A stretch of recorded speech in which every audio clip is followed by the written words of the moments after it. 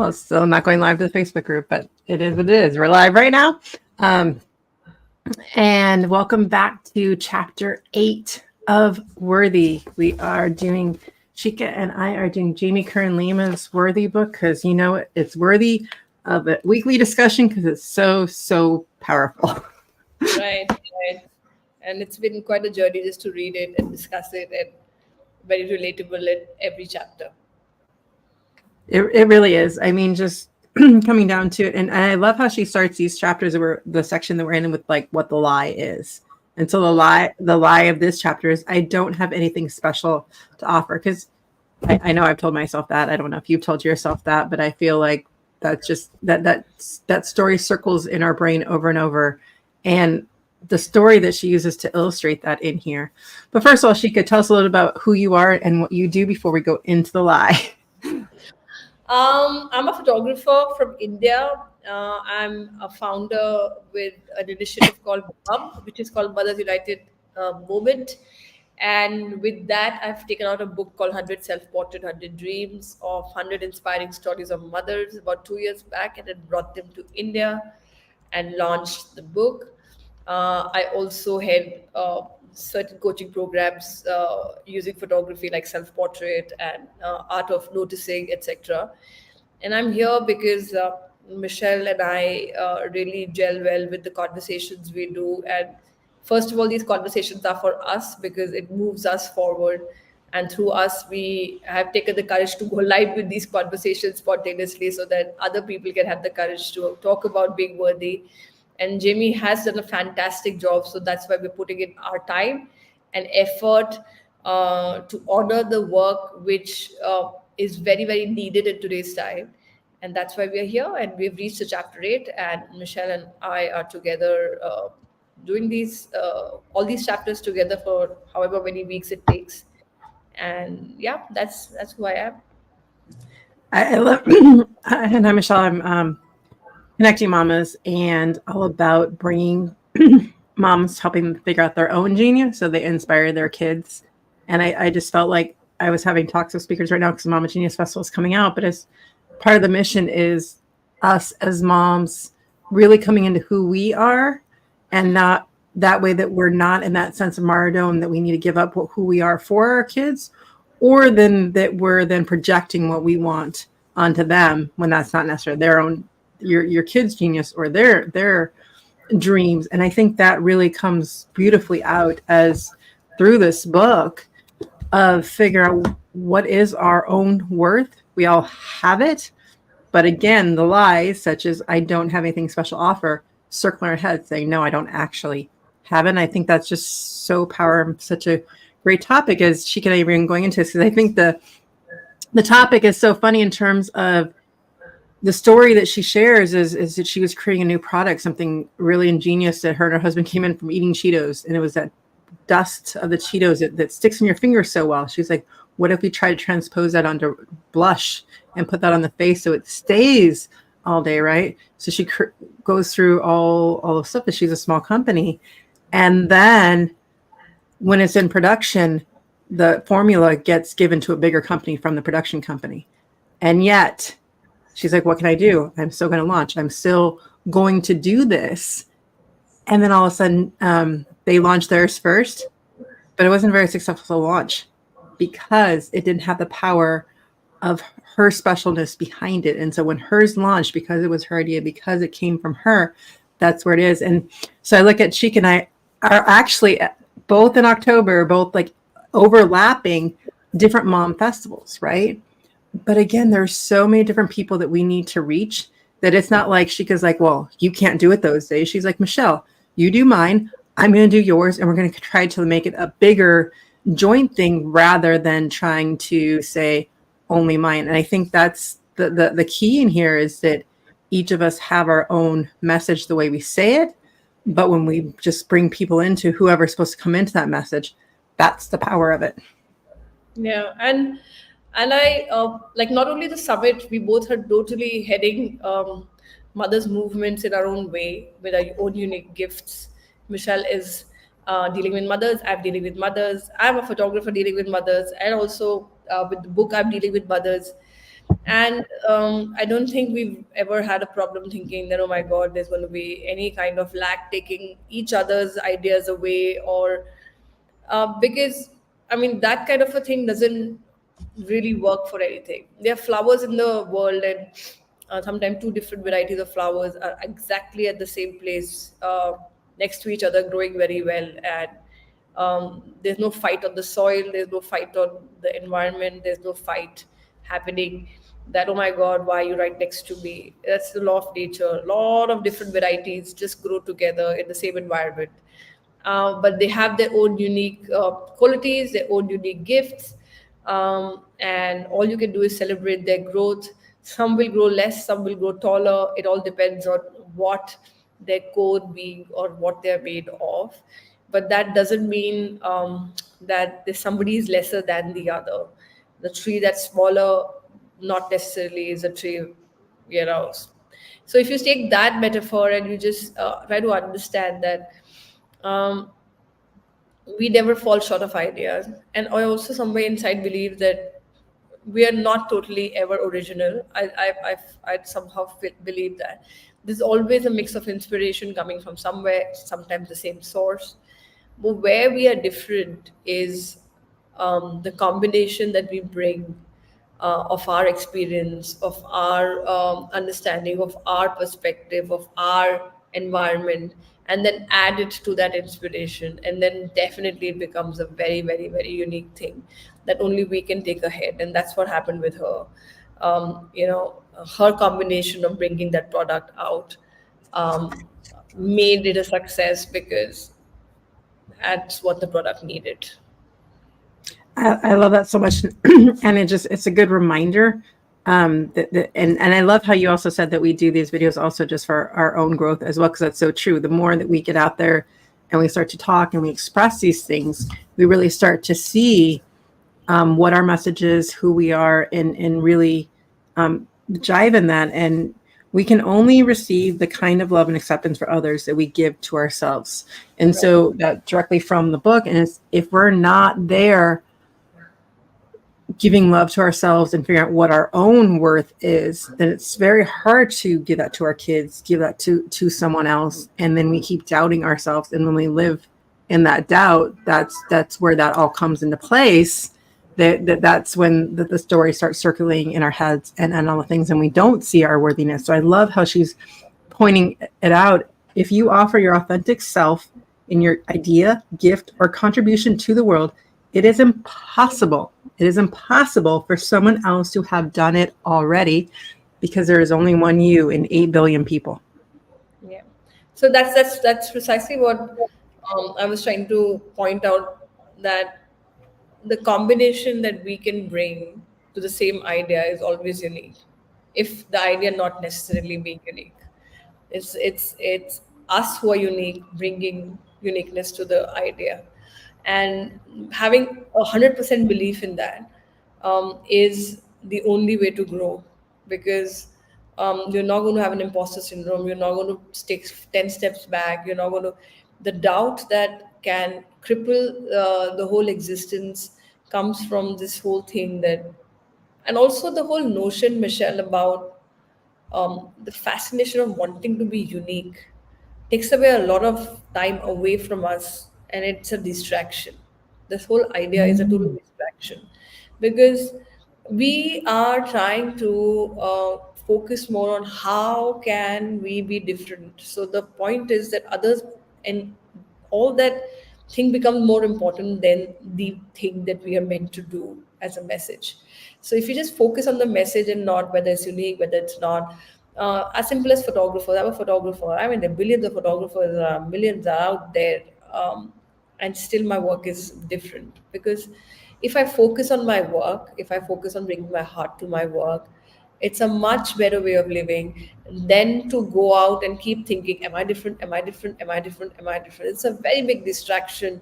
And I think sometimes we just try to hold that on and try to use that as a reason not to move forward. So we'll have to drop that. We'll have to drop this whole notion and just act. And then, if it is what it is, and it will become what it will become, it'll all show when the result happens. The focus should not be to be different at all. Well, I think that leads right into this other quote. Because there is always room for each person's unique way of doing it. There is always room for the secret ingredient that is you only your soul can add. And there is always room for quality.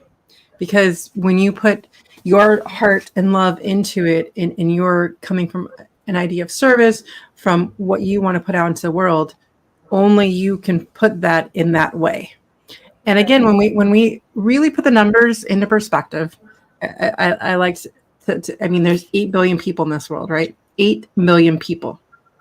And when you put that into perspective for each person who, like your soul, so say even your soul reaches 1 million people, like as your role as an influencer or speaker, whatever it is, you end up reaching 1 million people.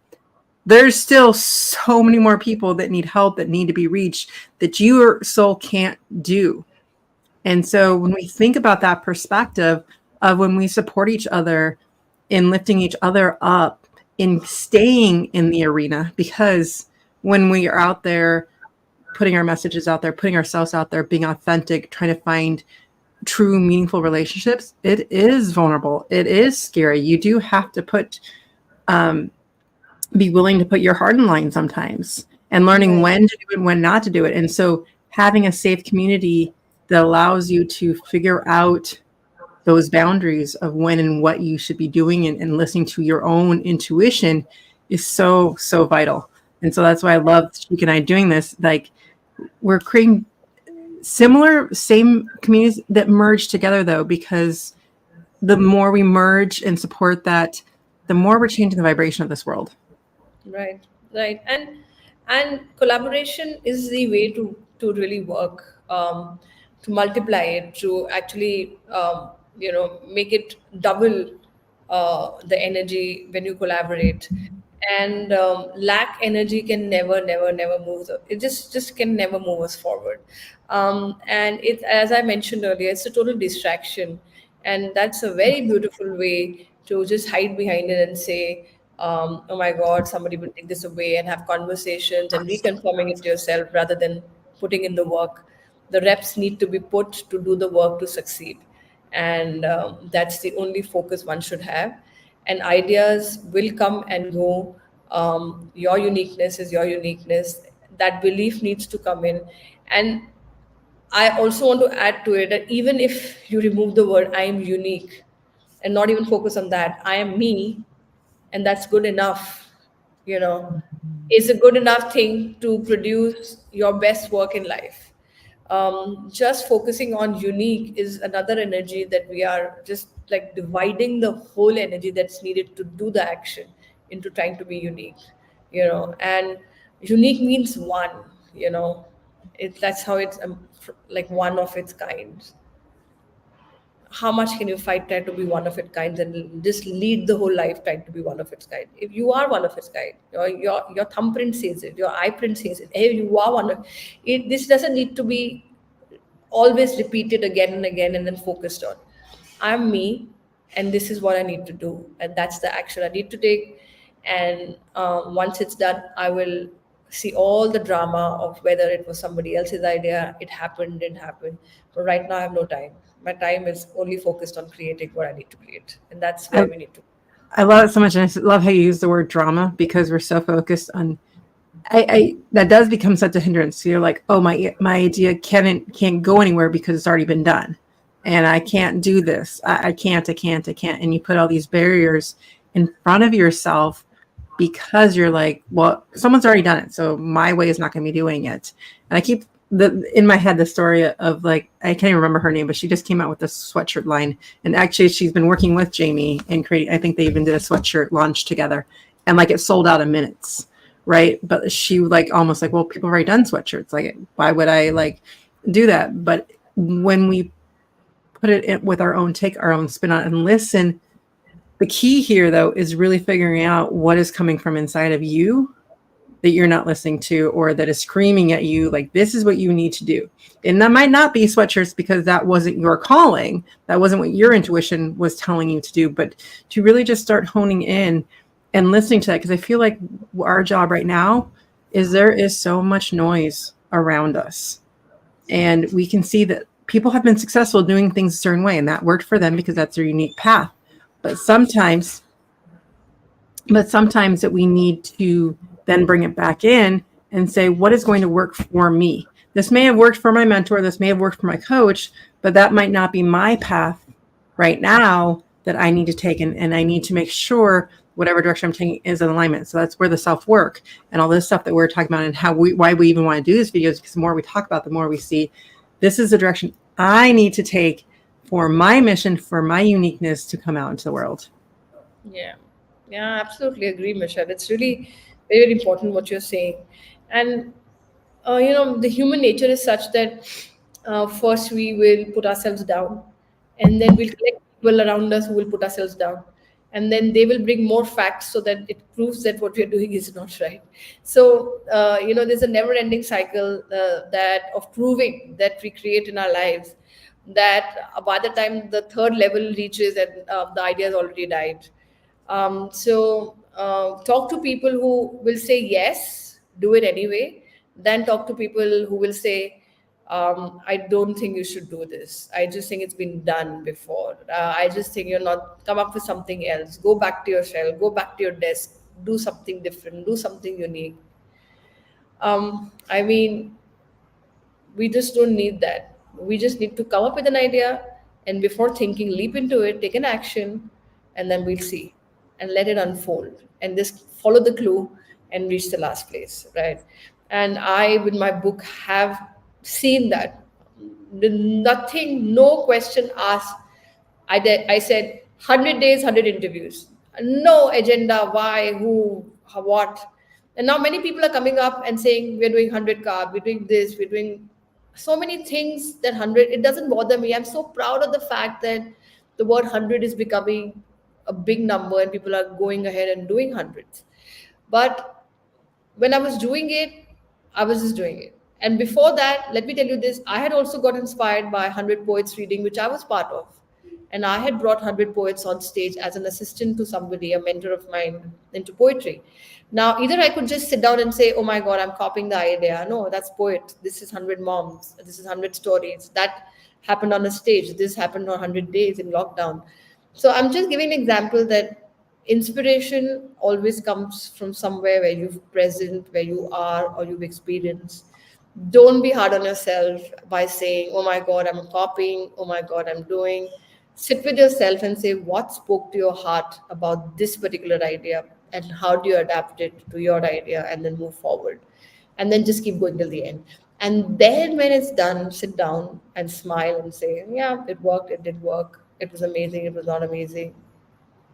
Whatever is the result.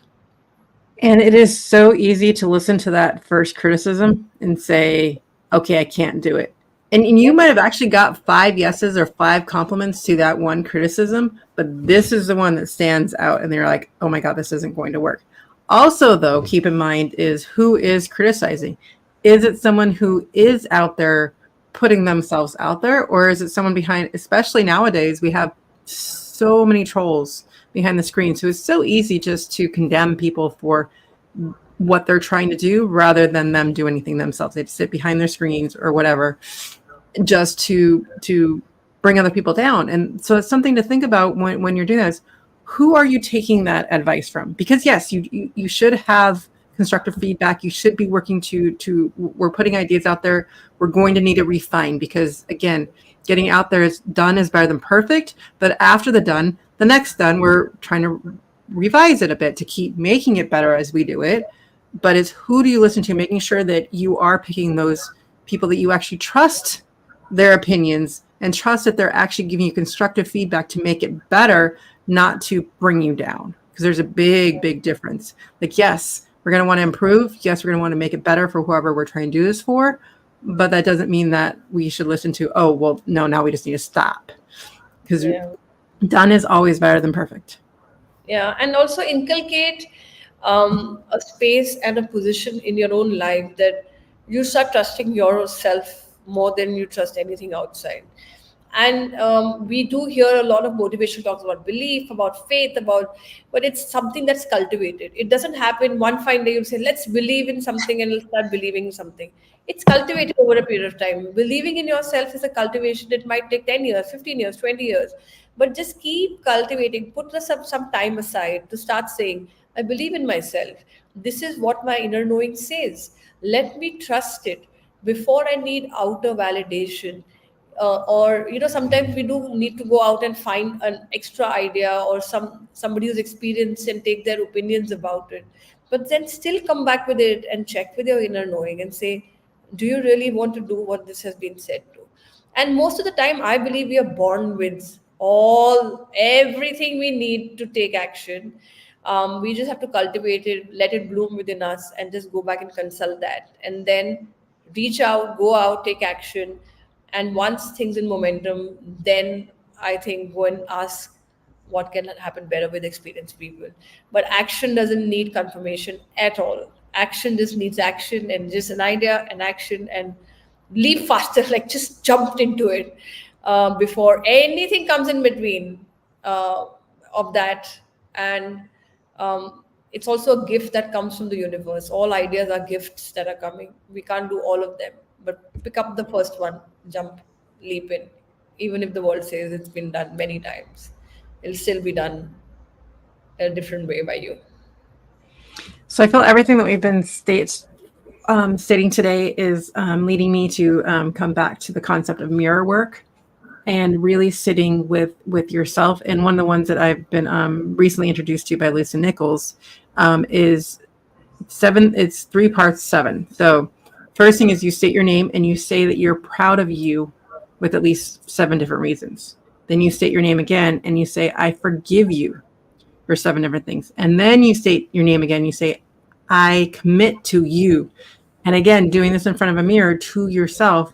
This is where the work comes into play of really what does it mean to believe in myself? What does it mean of knowing my worth? Is actually doing some of these exercises to where you're actually having that conversation with yourself and doing these things, and really even starting as simple as Mel Robbins says, and giving yourself a high five in the morning and stating an affirmation that goes with it. And so kind of gave you a range of the idea of mirror work of how do we communicate with ourselves and start that process, because it's easy to say, oh yeah, I know, I do that, but till you actually practice and make those habits of checking in with yourself. And so there's just 2 different options of how to really start that process, a little bit longer one and a simpler one, just to get you started. But it really does come down to that conversation with yourself and getting to know yourself and what you want, because that's what's going to propel you forward, is not what you think you want, or I don't,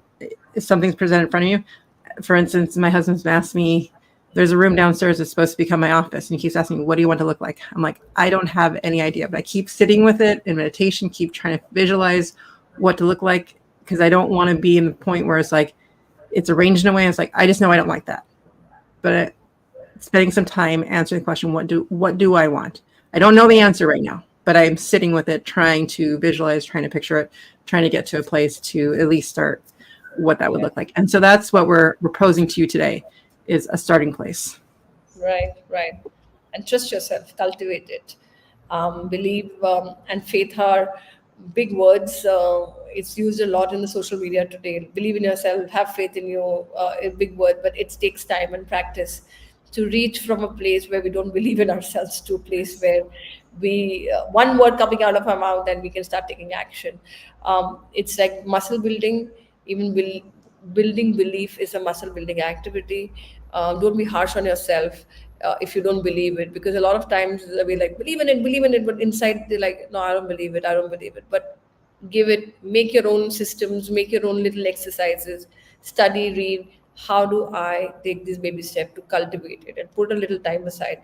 And one fine day, this will really take you way ahead, because then you won't have to use the word belief, you won't have to use the word faith. You will just do it no matter what. You'll just take the action and it'll happen, and the results will happen, abundance will happen, everything will start falling in its place. But it's a step at a time, step at a time, step at a time. Keep doing that and keep repeating. make the reps. And on that, I think we're going to leave you with that today is just start making the reps. And both of us have festivals coming up for moms that we'll be putting links in the comments for shortly. But it's more just to listen to right here. And if, like, for instance, I said the high five from Mel Robbins or the 7 steps from Lisa Nichols, if one of those resonate with you, start there. But listen to, and maybe neither of them did. That's okay too. Just start to say, I want to make a change, and listen to whatever teacher comes in front of you that does resonate with you, and start there. Because I gave you 2 options. And before we end, like both the festival and the summit that we're coming up with, it's a great opportunity because both me and Michelle do not have any apprehensions about you mingling, meeting, creating your own thing. It's a great opportunity to meeting other speakers, getting into their orbits, inviting them to yours, getting to know them rather than just doing a cold Facebook calling onto, both summits have a lot of speakers together. I mean, by the time you try to connect with them, a whole year can go away. And you could just be sending cold callings to people. It's a great way to know people in your circle, in your places, just the speakers. I mean, not even talking about the people who are going to come in the comments, the audience and everything, who are also an opportunity to do it. So don't get stuck when you come to these summits into the fact that, oh, how many people are following us. Remember, you have a lot of quality people joining in. Just get to know them, invite them, collaborate, create. And that's the best way to benefit from both the summit and the festival. And bring these 150 people, talk to them, and that multiplies. With that attitude, we want to invite you to the festival and the summit, whichever works for you time wise, whatever calls you.